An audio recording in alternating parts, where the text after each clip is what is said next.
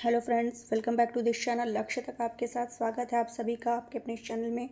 तो चलिए, आज की टेस्ट सीरीज नंबर है 4। इसको स्टार्ट करते हैं। सारे क्वेश्चन मॉडर्न हिस्ट्री से संबंधित हैं। टॉपिक जैसा कि आप लोग स्क्रीन पे देख सकते हैं, गवर्नर जनरल व इस तरह से संबंधित क्वेश्चन आज पुटअप किए जाएंगे। और सारे क्वेश्चन के आंसर आपको मेरे क्वेश्चन पढ़ने के बाद तुरंत आपको आंसर देने हैं। ठीक है, एक आध गलत हो जाएगा, कोई इशू नहीं है। और कितना आपने स्कोर किया है, कितने आपके क्वेश्चन सही हुए, वे सारे आप कमेंट बॉक्स में ज़रूर मैसेज करिएगा, ताकि देखा जाए कि आपकी तैयारी कितनी, क्योंकि सारे क्वेश्चन जो भी हैं वो प्रीवियस ईयर्स के क्वेश्चन हैं, नए क्वेश्चन कोई नहीं है।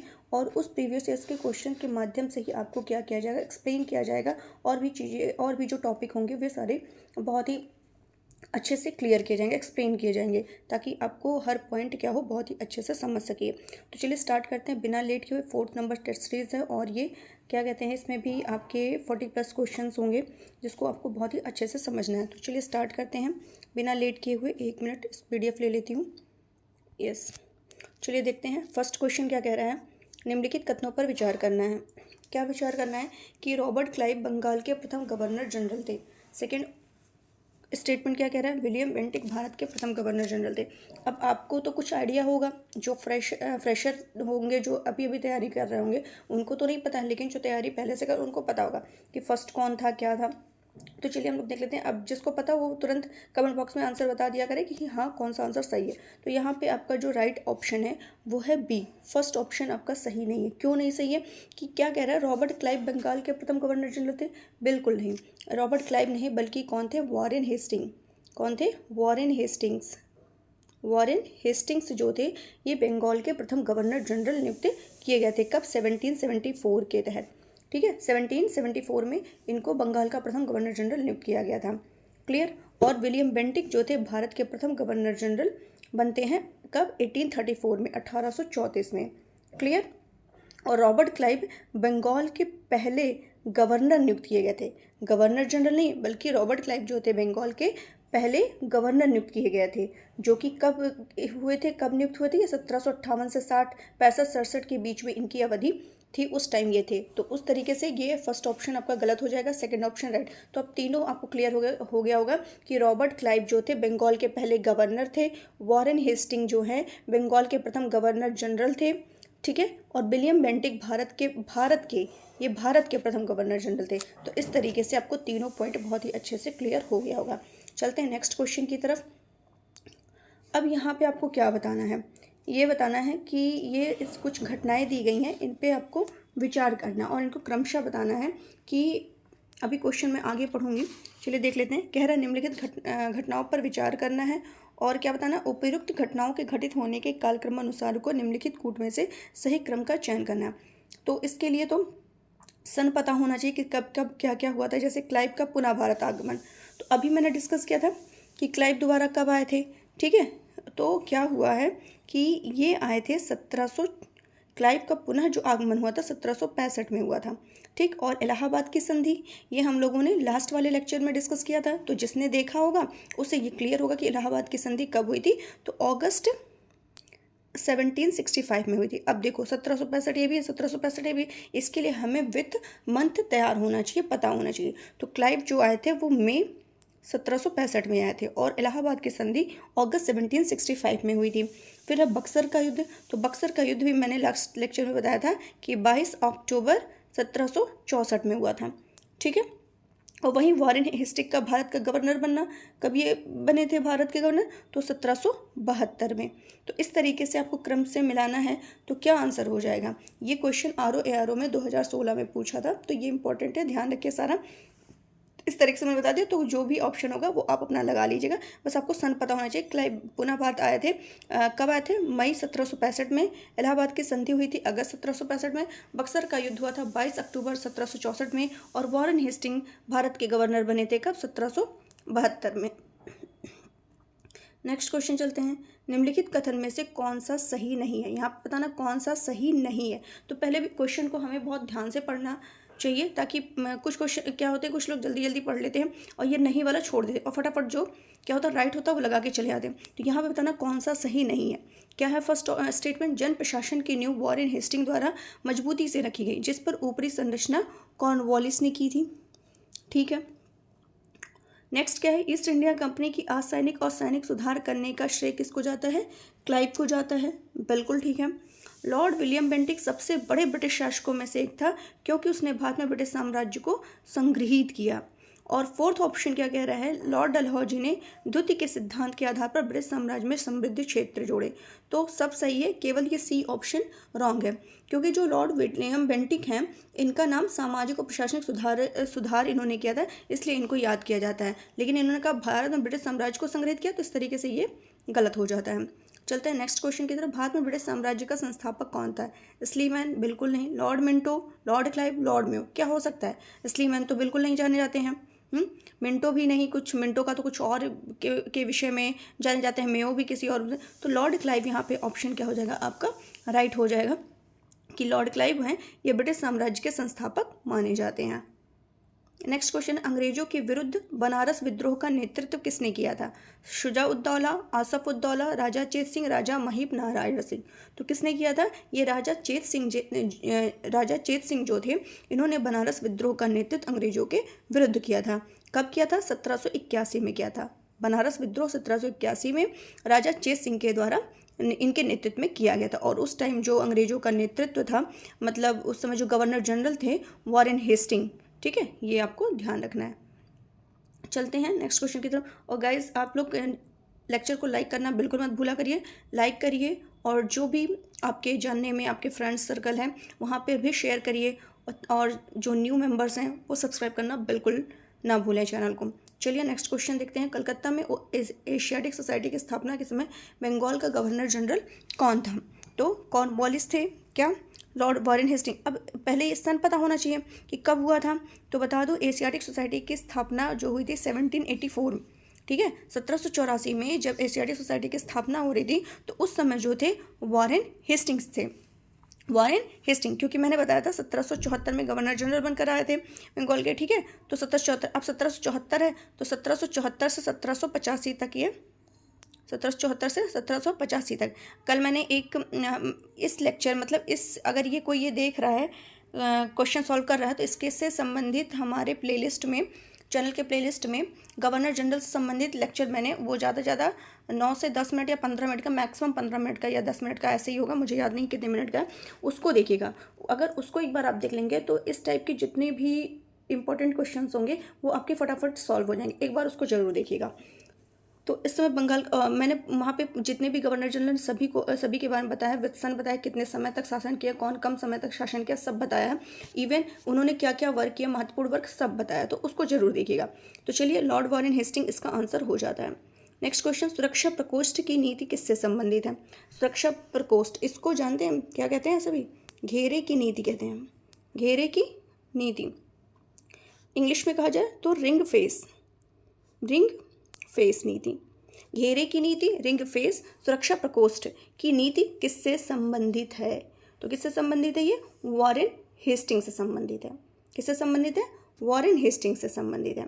और ये सुरक्षा वॉरेन हेस्टिंग और एक लोग का और नाम आता है इसमें, वेलेजली का नाम भी आता है, वॉरेन हेस्टिंग और वेलेजली इनसे संबंधित थे, ठीक है।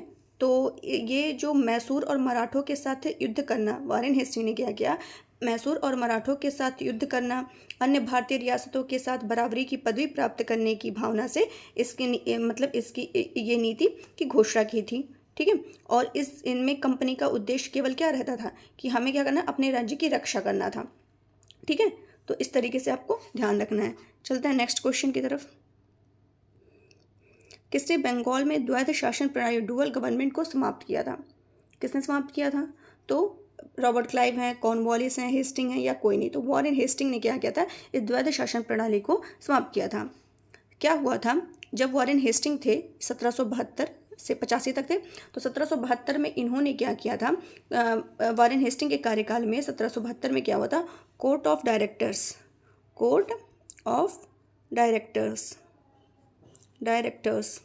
ठीक है, इसने क्या किया, कोर्ट ऑफ डायरेक्टर्स ने दोहरी शासन प्रणाली को समाप्त करने का निर्णय लिया, ठीक, और कलकत्ता परिषद और उसके प्रधान को अनुमति दी कि वे स्वयं दीवान बने और बंगाल, बिहार और उड़ीसा के जो प्रबंध है, मैनेजमेंट है, वो अपने हाथ में ले लें।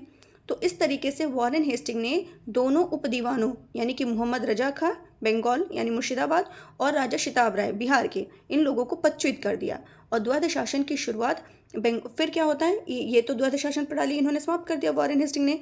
और द्वैध शासन की जो शुरुआत हुई थी वो किसने की थी, तो क्लाइव के टाइम में 1765 में हुई थी। ये ध्यान रखिएगा, स्टार्ट किया था 1765 में, क्लाइव के समय में बंगाल में स्टार्ट हुई थी, और समाप्त किसने किया, वॉरेन हेस्टिंग ने किया। तो ये दोनों क्वेश्चन एक क्वेश्चन के थ्रू आपको समझ में आ गया होगा।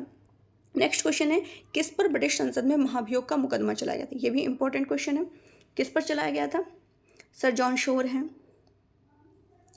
लॉर्ड क्लाइव हैं, वॉरेन हेस्टिंग है, जनरल डॉयर हैं। तो वॉरेन हेस्टिंग हैं, इन पर क्या किया गया था, महाभियोग का मुकदमा चलाया गया था। तो इन्होंने क्यों चलाया गया था, अब भाई इनके वर्क ही ऐसे थे, अन्यायपूर्ण वर्क कर रहे थे, निरंकुश कार्य कर रहे थे, तो इसके कारण इन पर क्या किया गया था, महाभियोग का मुकदमा चलाया गया था। और ये महाभियोग जो 1788 से 95 तक चला था, ठीक है। लेकिन इनकी जो इन्होंने सेवाएं दी थी अपनी, उसी की वजह से इन्होंने क्या किया गया, सभी दोषों से मुक्त कर दिया गया था। तो ये आपको ध्यान रखना है। चलते हैं नेक्स्ट क्वेश्चन की तरफ। वेल्लोर का विद्रोह, वेल्लोर का विद्रोह किस गवर्नर जनरल किस समय हुआ था। Wellesley, Lord Minto, Lord Cornwallis, George Barlow. तो किसके टाइम में हुआ था गाइस, ये बार्लो के टाइम में हुआ था। ऐसे याद रख सकते हैं, बेल्लोर बार्लो, नाम मैच करना, बेल्लोर बार्लो। तो जॉर्ज बार्लो के समय में क्या हुआ था, वेल्लोर का विद्रोह हुआ था। कब हुआ था, 1806 में। बेल्लोर में क्या हुआ था, ये इसमें क्यों हुआ था ये वेल्लोर का विद्रोह, तो इसमें मद्रास सेना के जो भारतीय सैनिक थे, उन्होंने एक विशेष प्रकार की पगड़ी पहनना, दाढ़ी मुड़वाना और तिलक न लगाने के विरुद्ध विद्रोह किया था। और उस समय गवर्नर जनरल कौन था, सर जॉर्ज बार्लो थे। और इसी के समय में, बार्लो के टाइम में ही क्या हुआ था, बैंक ऑफ कलकत्ता की स्थापना भी की गई थी। और बेल्लोर के विद्रोह को 1857 की क्रांति का पूर्वगामी माना। ये भी क्वेश्चन पूछा जा सकता है कि कौन सा ऐसा विद्रोह था जो 1857 की क्रांति का पूर्वगामी माना जाता है, तो बेल्लोर के विद्रोह को माना जाता है। भारत में न्यायिक संगठन की स्थापना किसने की थी। ये बहुत ही आसान क्वेश्चन है और बहुत ही इंपॉर्टेंट क्वेश्चन है कि भारत में न्यायिक संगठन की स्थापना किसने की थी। मेयो ने, कॉर्नवालिस ने, लॉर्ड एटली ने, लॉर्ड कर्जन ने। तो किसने की थी, लॉर्ड कॉर्नवालिस ने की थी, ठीक है। किसने की थी, कॉर्नवालिस ने की थी।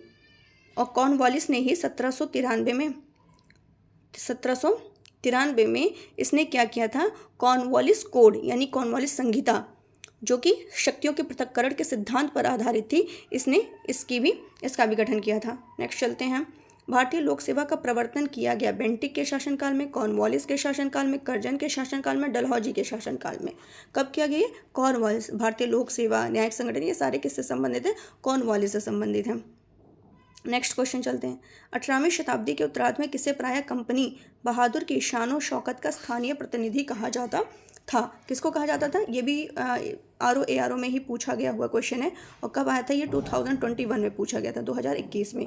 तो किसे कहा जाता था, कंपनी बहादुर की शान और शौकत का स्थानीय प्रतिनिधि कहा जाता था, दरोगा को कहा जाता था, ठीक है। किसको कहा जाता था, दरोगा को कहा जाता, क्योंकि और ये 1793 में ही किया था। कॉर्नवालिस ने जमींदारों को उनके पुलिस कर्तव्य से अलग करके प्रत्येक 20 से 30 वर्ग मील के क्षेत्र में थाना स्थापित किया और दरोगा नामक पुलिस अधिकारी नियुक्त करता है।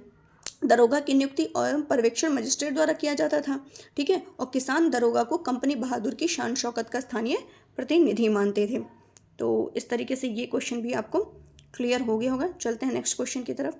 लॉर्ड वेलेस्ली द्वारा लागू की गई सहायक संधि व्यवस्था के बारे में कौन सा कथन लागू नहीं होता, मतलब यहाँ पे कौन सा स्टेटमेंट सही नहीं है, देख लेते हैं। दूसरों के खर्च पर एक बड़ी सेना बनाए रखना, भारत को नेपोलियन के खतरे से सुरक्षित रखना, कंपनी के लिए एक नियत आय का प्रबंध करना, भारतीय रियासतों के ऊपर ब्रिटिश सर्वोच्चता स्थापित करना। तो इस तरीके से यहाँ पे सी ऑप्शन इनकरेक्ट है, सही नहीं है। बाकी तीनों ऑप्शन आपके सही हैं, ठीक है। सब कुछ था, लेकिन ये कहो कि एक नियत आय का प्रबंधन करना, ये इस पर लागू नहीं होता है सहायक संधि पर। और ये सहायक संधि किसके द्वारा थी, लॉर्ड वेलेस्ली के द्वारा, ये भी आपको ध्यान रखना है। लॉर्ड वेलेस्ली की सहायक संधि को स्वीकार करने वाला पहला मराठा सरदार कौन था, तो कौन था, पेशवा बाजीराव द्वितीय थे। कौन थे, पेशवा बाजीराव द्वितीय थे। इन्होंने क्या किया था, वेलेस्ली की सहायक संधि को स्वीकार करने वाले पहले मराठा सरदार यही थे, ठीक है। चलते हैं। और ये क्या था, ये जो बाजीराव द्वितीय थे, इन्होंने क्या किया था, इन्होंने ये जाते हैं 1802 में, 1802 में एक हुआ था बेसिन की संधि। बेसिन की संधि 1802 में बेसिन की संधि हुई थी। और ये क्या करते हैं, बाजीराव द्वितीय जाते हैं, शरण लेते हैं और अंग्रेजों के पास शरण लेते हैं और बेसिन की संधि कर लेते हैं। और इस संधि में ये हुआ था 1802 में बेसिन की संधि में कि पेशवा बाजीराव द्वितीय क्या करेंगे, अंग्रेजों की जो संरक्षकता है उसको स्वीकार करेंगे। और ये संधि मराठों और अंग्रेजों के साथ की गई प्रथम सहायक संधि थी। बेसिन की संधि मराठों और अंग्रेजों के बीच की गई पहली सहायक संधि थी। नेक्स्ट, 1802 की बेसिन की संधि पर हस्ताक्षर किसके बीच हुआ था, अभी जस्ट हम लोगों ने डिस्कस किया है।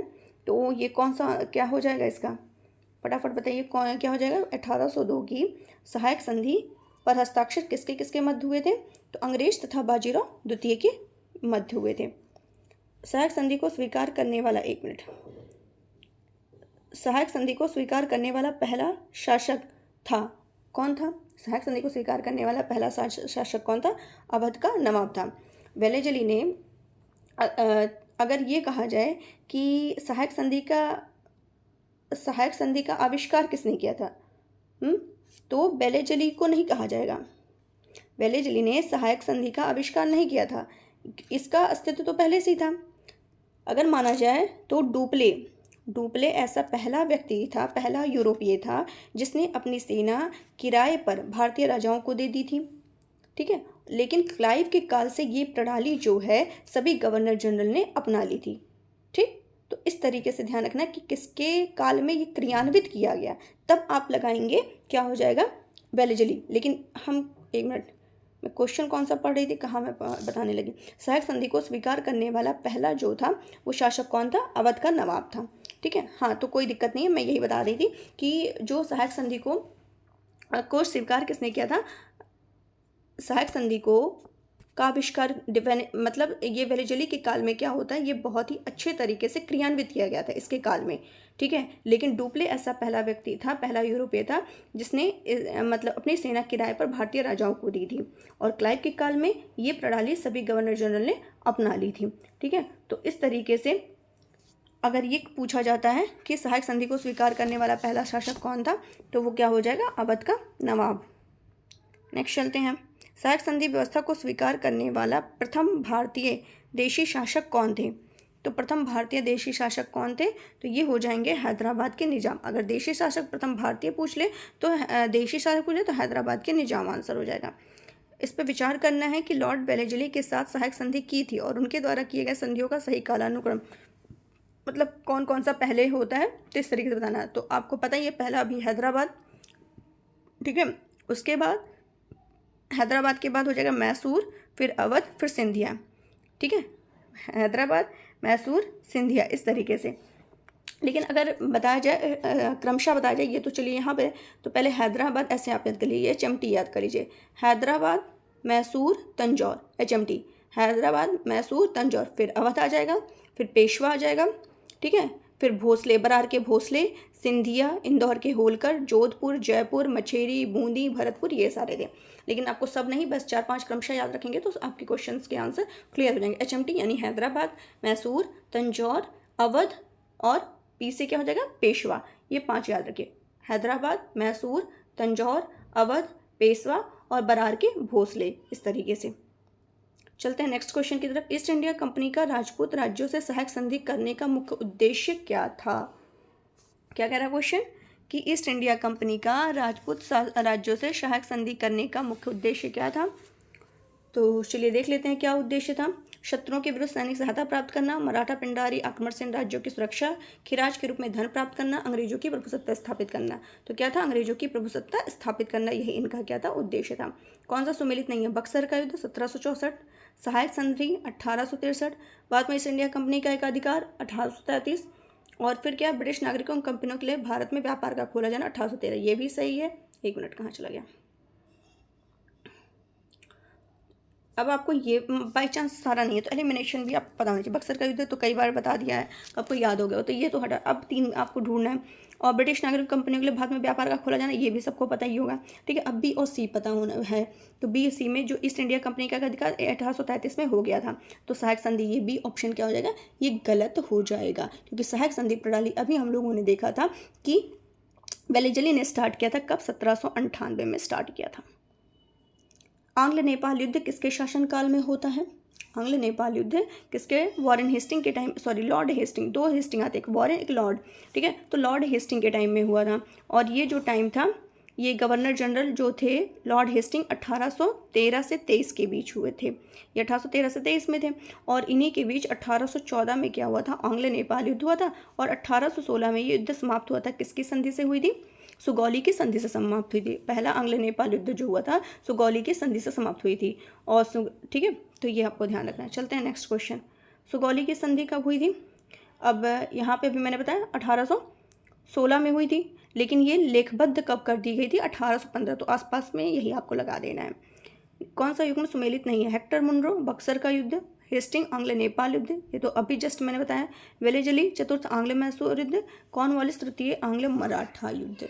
तो गाइस, तृतीय आंग्ल मराठा युद्ध कॉर्नवालिस से संबंधित नहीं है, तृतीय ये आंग्ल मैसूर युद्ध संबंधित है, ठीक है।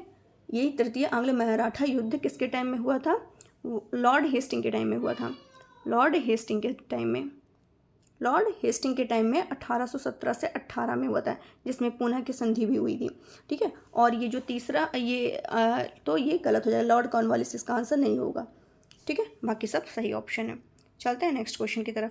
कुशासन के आधार पर किस गवर्नर जनरल ने मैसूर राज्य के प्रशासन को ले लिया था? तो किसने ले लिया था कुशासन के आधार पर? विलियम बेंटिक ने ले लिया था। विलियम बेंटिक ने क्या किया था? 1831 में मैसूर और 1834 में कुर्ग, ठीक है, कुर्ग और कछार 1831 में मैसूर और 1834 में कुर्ग और कछार की जो रियासत थी उसको अपने प्रदेश में मिला लिया था, ठीक है।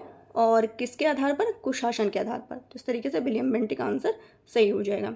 नेक्स्ट क्वेश्चन, इसमें से बताना है कि बंगाल के गवर्नर जनरल में से कौन एक तीसरे आंग्ल मैसूर युद्ध से संबंधित था? बहुत ही इजी आंसर है इसका, कॉर्नवालिस संबंधित है। लॉर्ड कॉर्नवालिस तीसरे आंग्ल मैसूर से संबंधित थे, जो कि 1790 से 92 के बीच ये युद्ध हुआ था। तीसरा आंग्ल मैसूर युद्ध जो था 1790 से 92 में हुआ था। और इसमें जो संधि किस युद्ध से समाप्ति होती है? तो श्रीरंगपट्टनम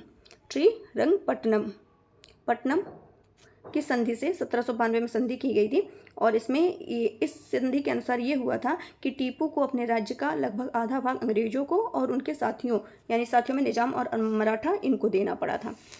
नेक्स्ट क्वेश्चन, ठगों के दमन में से कौन सा संबंधित था? Henry Prendergast, captain Sleeman, Alexander Burns, captain Robert Pemberton. तो कैप्टन स्लीमैन जो थे ये ठगों के दमन में से संबंधित थे। नेक्स्ट चलते हैं, कौन सामाजिक सुधार विलियम बेंटिक ने प्रारंभ किए थे? कौन कौन सा सामाजिक सुधार? सती प्रथा का उन्मूलन, बिल्कुल एकदम सही है, ठीक है, सती प्रथा का दमन इन्होंने ही किया था। दास प्रथा का उन्मूलन, ठीक है, दास प्रथा का उन्मूलन भी सही है। और बात करें तो धर्म परिवर्तन कर अयोग्यता के प्रावधान को हटाना, नहीं, ये तो बिल्कुल नहीं सही है। ठगों के संगठित गिरोहों का दमन, तो ये सही है। तो 1 यहाँ पे जो ऑप्शन हो जाएगा 1, 2, 4, ये चारों ऑप्शन सही है। सती प्रथा पर पाबंदी किसने लगाई थी? अभी जस्ट हम लोगों ने डिस्कस किया, विलियम बेंटिक ने 1829 में सती प्रथा को अपराध घोषित कर दिया गया था, ठीक है। तो इस तरीके से, और बेंटिक के काल में ही भारत सरकार अधिनियम 1833 पारित किया गया था, जिसमें दास प्रथा के उन्मूलन का प्रावधान किया था। और बेंटिक ने ठगों के गिरोह के विरुद्ध भी अभियान चलाया था। देखिए, ठगों के दमन से संबंधित था, कैप्टन स्लीमैन था, लेकिन ठगों के गिरोह के विरुद्ध अभियान चला करके उसको दमन करने का प्रयास किसने किया था? बेंटिक ने किया था। बाकी बेंटिक ने शिक्षा प्रेस की स्वतंत्रता पर भी काम किया, ठीक है। और धर्म परिवर्तन के कारण अयोग्यता के प्रावधान को 1850 में हटाया गया था, लेकिन 1835 में ही ये बेंटिक इंग्लैंड वापस चले जाते हैं, तो बेंटिक से संबंधित वो था नहीं। इस तरीके से वो भी आपको आंसर क्लियर हो गया होगा। चलते हैं नेक्स्ट क्वेश्चन की तरफ। लॉर्ड डलहौजी द्वारा अवध का अंग्रेजी राज्य में विलय निम्न में से किस रीति से हुआ था? किस रीति से हुआ था? चलिए देख लेते हैं। तो अपहरण की नीति द्वारा, युद्ध द्वारा, सहायक संधि द्वारा, कुप्रशासन, किसका नाम लिया? डलहौजी का नाम लिया है। तो डलहौजी कुप्रशासन के कारण, ठीक है। तो कुप्रशासन का आरोप इन्होंने, लॉर्ड डलहौजी ने क्या किया था? जो अवध के नवाब थे वाजिद अली शाह, अवध के नवाब वाजिद अली शाह पर कुशासन का आरोप इन्होंने लगाया था। और 1856 को अवध का अंग्रेजी राज्य में विलय कर दिया था। अवध के अतिरिक्त डलहौजी ने क्या किया था? व्यक्तिगत के सिद्धांत पर सतारा, जैतपुर, संबलपुर, बघात, उदयपुर, झांसी, इन सभी को भी क्या किया था? विलय कर लिया था अपने राज्य में। नेक्स्ट, ब्रिटिश साम्राज्य में अवध का विलय कब हुआ था? तो अवध का विलय कब होगा, तो इसके लिए आपको पूरा अच्छे से याद रखना पड़ेगा। ठीक है, तो अगर हम अवध की बात करें, अवध का विलय कब हुआ था, 1856 में हुआ था। ठीक, नेक्स्ट चलते हैं। विलय के सिद्धांत के आधार पर बताइए कौन सा कब हुआ था। तो क्रमशः अगर हम लोग हम लोग को याद करना हो तो सबसे पहले सतारा,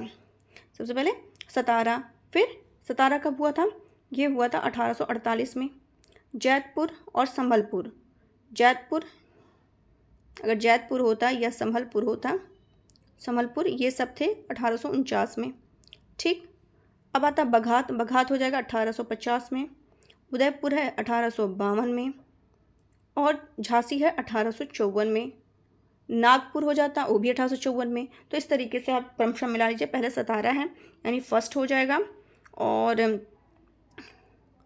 क्या हो जाएगा, फर्स्ट हो जाएगा, और यहाँ पे थर्ड हो जाएगा, और 4 2 यानी सी ऑप्शन हो जाएगा। यहाँ पर कौन सा सुमेलित है, 1849 में सतारा के विलय, 48 में पंजाब का, 56 में अवध का विलय, 55 में झांसी का विलय। तो मैं बताना कौन सा सुमेलित है यहाँ पे। तो केवल 1856 में अवध का विलय, यही, क्योंकि 55 नहीं 1854 में झांसी का विलय हुआ था। ठीक है, तो इस तरीके से ये सही नहीं है, तो इस तरीके से यहाँ पे सी ऑप्शन राइट है। किसने विलय की नीति नियोजित एवं क्रियान्वित की थी। विलय की नीति किसने की थी, अभी जस्ट बताया है, डलहौजी के काल में हुआ था विलय, विभगत के सिद्धांत के आधार पर।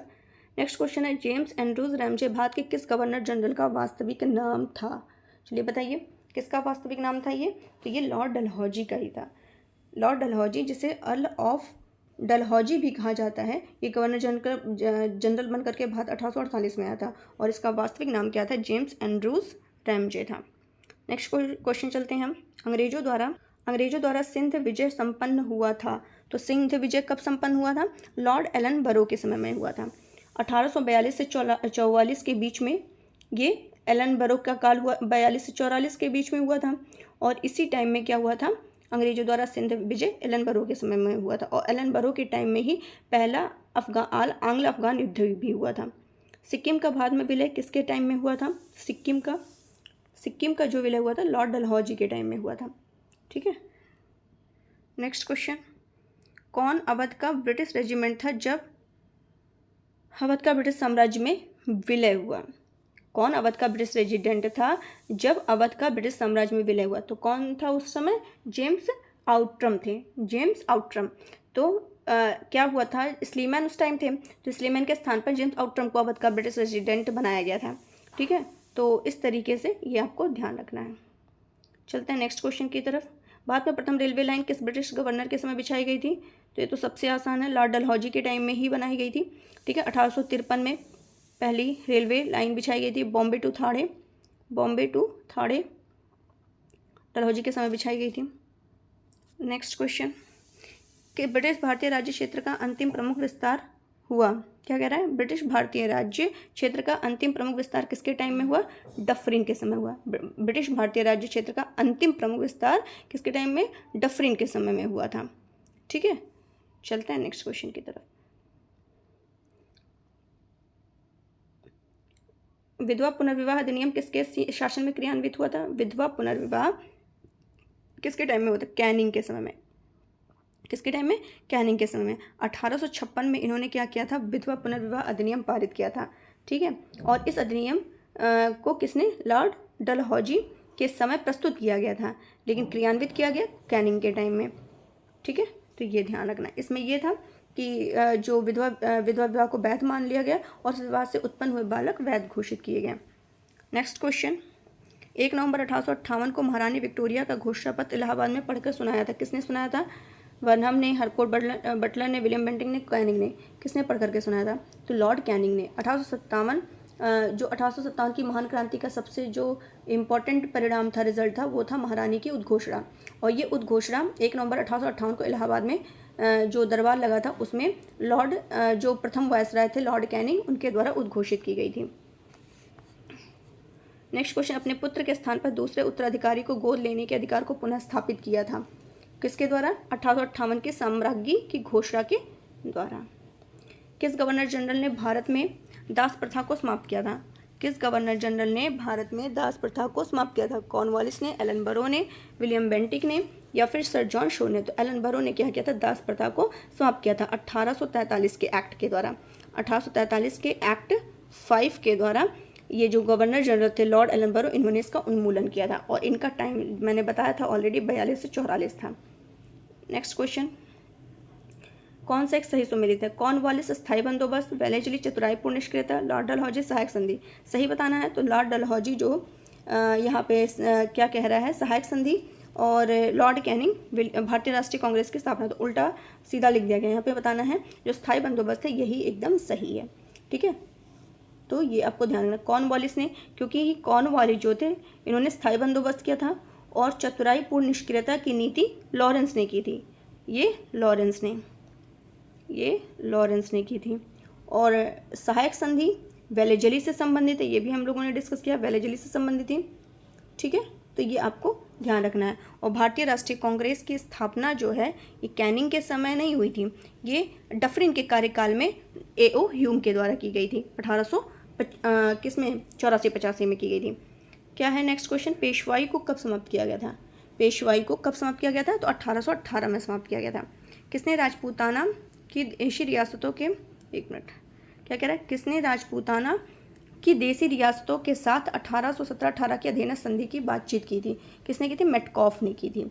1817-18 की जो वार्ता थी चार्ल्स मेटकॉफ ने की थी राजपूताना की देसी रियासतों के साथ। ठीक है, नेक्स्ट चलते हैं। कौन सा सुमेलित नहीं है? कॉर्नवालिस स्थायी है तो सही है, वेलेजली सही है, सर जॉन शोर आंग्ल नेपाल युद्ध, लॉर्ड हेस्टिंग्स तृतीय आंग्ल मराठा युद्ध। तो हमें बताना है कौन सा सही नहीं, तो सर जॉन शोर जो है ये गलत है। ठीक है, क्योंकि आंग्ल नेपाल युद्ध किसके, लॉर्ड हेस्टिंग के टाइम में हुई थी, लॉर्ड हेस्टिंग के टाइम में हुई थी, ना कि शोर के टाइम में। तो इस तरीके से सी ऑप्शन गलत है। कौन सा एक सही सुमेलित है? लॉर्ड एलन बरो अवध का विलीनीकरण, लॉर्ड डलहौजी सिंध का विलीनीकरण, लॉर्ड वेलेजली चतुर्थ आंग्ल मैसूर युद्ध, और सर जॉन शोर तृतीय आंग्ल मराठा युद्ध। तो यहाँ पे वेलेजली के टाइम में चतुर्थ आंग्ल मैसूर, यहाँ पे सही, वेलेजली के टाइम में चतुर्थ आंग्ल मैसूर युद्ध हुआ था 1799 में। ठीक है, जिसमें क्या हुआ था, टीपू सुल्तान की डेथ हो गई थी। ठीक, और एलन बरो और लॉर्ड एलन बरो के टाइम में सिंध का क्या हुआ था, अंग्रेजी राज्य में विलय हुआ था।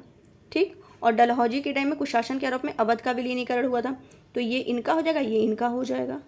ठीक, और चतुर्थ और जो तृतीय आंग्ल मराठा युद्ध था वो लॉर्ड हेस्टिंग के टाइम में हुआ था। कौन सा युग्म सही सुमेलित नहीं है? लॉर्ड डलहौजी अवध का विलीनीकरण, डफरिन भारतीय राष्ट्रीय कांग्रेस की स्थापना, सही नहीं है। लॉर्ड विलियम बेंटिक चार्टर 1833 का पारित होना, ठीक है। लॉर्ड लिटन प्रथम आंग्ल अफगान युद्ध का आरंभ, तो लिटन वाला ही डी ऑप्शन गलत है, क्योंकि पहला अफगान युद्ध जो हुआ था 1839 से 42 में हुआ था। ठीक है, और उस समय ऑकलैंड थे गवर्नर जनरल, उस समय कौन थे, ऑकलैंड थे। इस तरीके से डी ऑप्शन गलत हो जाएगा। भारत में वित्तीय विकेंद्रीकरण किसने स्टार्ट की थी? तो किसने स्टार्ट की थी? मेयो ने स्टार्ट की थी। भारत में वित्तीय विकेंद्रीकरण जो है वो 1870 में लॉर्ड मेयो के द्वारा स्टार्ट की गई थी। अंग्रेजों के समय में पहली जनगणना हुई लॉर्ड मेयो के काल में।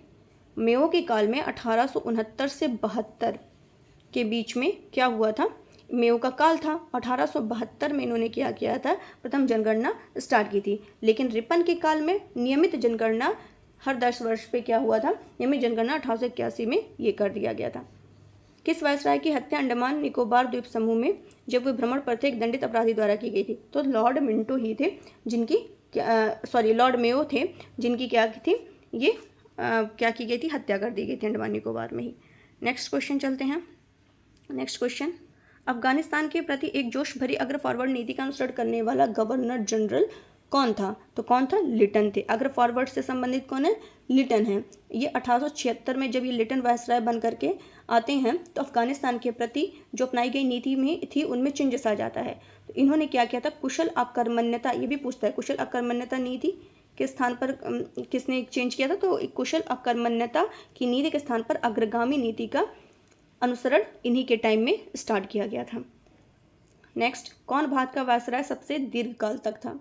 कौन था सबसे, ये भी इंपॉर्टेंट है। तो लॉर्ड कर्जन थे। लॉर्ड कर्जन 1899 से 1905 यानी 7 साल तक थे। ठीक है, तो बाकी अगर इनका देखा जाए डफरिन का तो ये 4 वर्ष तक थे, 1884 से 88 तक थे। लॉर्ड हार्डिंग की बात करें तो 1910 से 16 तक थे, ठीक है, 6 साल थे। और मेयो की बात करें तो 1869 से 72 यानी 3 साल तक ही थे। बाद में स्थानीय स्वायत्त शासन को किसने प्रोत्साहित किया था? किसने स्थानीय शासन को प्रोत्साहित किया था? रिपन ने। ये भी इंपॉर्टेंट क्वेश्चन है। स्थानीय स्वायत्त शासन को रिपन के द्वारा क्या किया गया था? प्रोत्साहित किया गया था। एल्बर्ट विल विवाद किससे संबंधित था? तो भारतीयों द्वारा हथियार लेकर चलने पर कुछ प्रतिबंध का लागू किया जाना, बिल्कुल गलत है। भारतीय भाषाओं में प्रकाशित होने वाले समाचार पत्रों और पत्रिकाओं पर प्रतिबंध लागू किया जाना, यूरोप के लोगों के मामलों की सुनवाई करने के लिए भारतीय न्यायाधीशों पर लगाई गई अयोग्यता को हटाया जाना। तो यही सी ऑप्शन आपका क्या है? एकदम राइट है।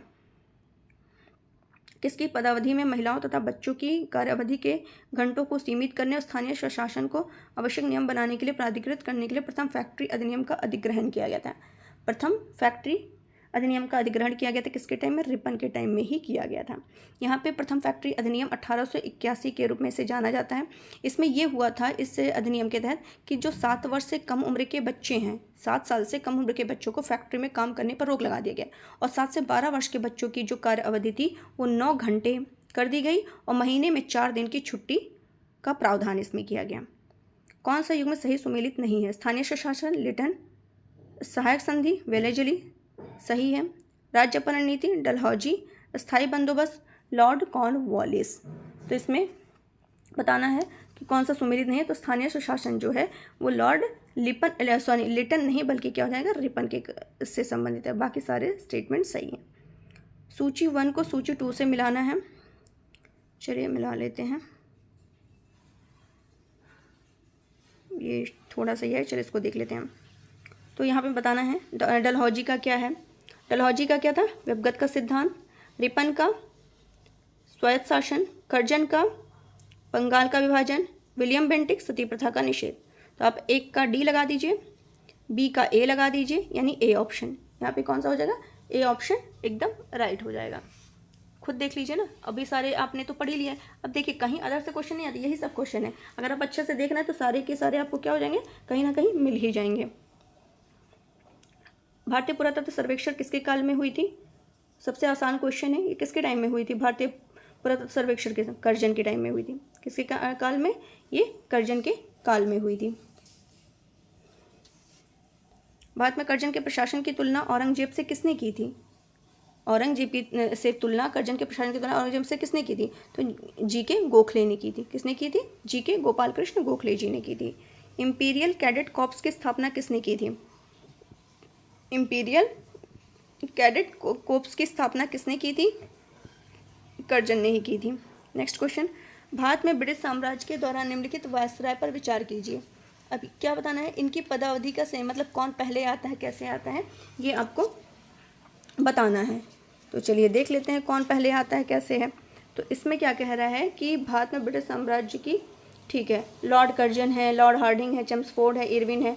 तो हमें पहले तो ये देखना है यहाँ पे कि सबका समय क्या है। तो समय पता होगा तो कर लेंगे। जैसे कर्जन का क्या था? 1899 से 1905, ठीक है। और वहीं हार्डिंग की बात करें तो 1910 से 16, इन्हीं के टाइम में तो वो राजधानी परिवर्तित की गई थी, ठीक है। और चेम्सफोर्ड का था 1916 से 21 और इरविन का काल था 1926 से 31। अब आप लगा लीजिए कि पहले क्या हो जाएगा? 1, फिर 2, फिर 3 और 4, यानी क्रमशः ये है ए ऑप्शन राइट हो जाएगा। नेक्स्ट क्वेश्चन, आसानिक प्रशासन 1905 के संदर्भ में कौन सा कथन सही है? लॉर्ड कर्जन ने प्रांतीय सीमाओं को पुनर्गठित करने का निर्णय लिया। अच्छा, पूर्वी बंगाल और आसाम नामक एक नया प्रांत बनाया गया। तो ये भी तो सही है, लेकिन लॉर्ड कर्जन ने क्या किया था? ये प्रांतीय सीमाओं को लॉर्ड कर्जन ने 1905 में यहाँ पे क्या किया? क्या कह रहा? कौन सा कथन सही है? 1, 2, हाँ। तो लॉर्ड कर्जन ने प्रांतीय सीमाओं को पुनर्गठित करने का निर्णय 1905 में किया, तो ये सही है। इसने क्या किया? कर्जन ने बंगाल को 2 भागों में बांट दिया, पूर्वी बंगाल और आसाम, ठीक है, एक नया प्रांत बना दिया। और बंगाल के जो पश्चिमी भाग में बंगाल, बिहार, उड़ीसा, छोटा नागपुर को शामिल कर दिया। और मद्रास और मध्य प्रांत की सीमाओं में भी क्या किया? इसने बदलाव किया था। नेक्स्ट क्वेश्चन, मुझे विश्वास है कि कांग्रेस अपने विनाश की तरफ जा रही है। मेरी बड़ी इच्छा भारत में रहते होगी कि इसके शांतिप्रिय निधन के लिए इसका सहायक बनूं। ये किसने कहा था? तो ये किसने कहा था? लिटन ने, डफरिन ने, कर्जन ने, मिंटो ने। तो ये ऐसा स्टेटमेंट कौन दे सकता? कर्जन। तो ये किसने दिया था? कर्जन ने दिया था। नेक्स्ट क्वेश्चन, किस गवर्नर जनरल ने सबसे पहले पृथक निर्वाचन मंडल की व्यवस्था मुसलमानों को जीतने व उन्हें कांग्रेस के विरुद्ध करने के लिए इस्तेमाल की थी? तो क्या हो जाएगा? Lord Minto. इसका आंसर क्या हो जाएगा? मिंटो हो जाएगा। नेक्स्ट क्वेश्चन, कौन भारत का एकमात्र यहूदी वायसराय था? ये भी इंपॉर्टेंट क्वेश्चन है। तो लॉर्ड रीडिंग जो था ये भारत का एकमात्र यहूदी वायसराय था। ठीक है, 1921 से 26 तक इनका टाइम था। कौन सा एक सुमेलित नहीं है? Pitt's India Act, Warren Hasting, और यहूदी वायसराय वाला भी आईआरओ में पूछा हुआ, तो ध्यान रखिएगा। कौन सा एक सुमेलित नहीं है? Pitt's India Act, Warren Hasting, doctrine of lapse, Dalhousie सही है। वर्नाकुलर प्रेस एक्ट कर्जन के टाइम में? बिल्कुल नहीं। ये जो था वर्नाकुलर प्रेस एक्ट जो था 1878 जो था, ये किसके टाइम में आया था? लिटन के टाइम में आया था। किसके टाइम में? लिटन के समय में आया था। ठीक है, इस तरीके से गलत। इल्बर्ट विल विवाद जो था रिपन के टाइम में आया था। ब्रिटिश भारत की राजधानी का कलकत्ता से दिल्ली स्थानांतरण किसके टाइम में हुआ था? ये अभी जस्ट मैंने बताया था कुछ क्वेश्चन पहले, तो लॉर्ड हार्डिंग के टाइम में हुआ था। 1911 में राजधानी का कलकत्ता से, जो भारत की राजधानी था उसका कलकत्ता से दिल्ली स्थानांतरण किया था। ठीक है, तो ये ध्यान रखना है।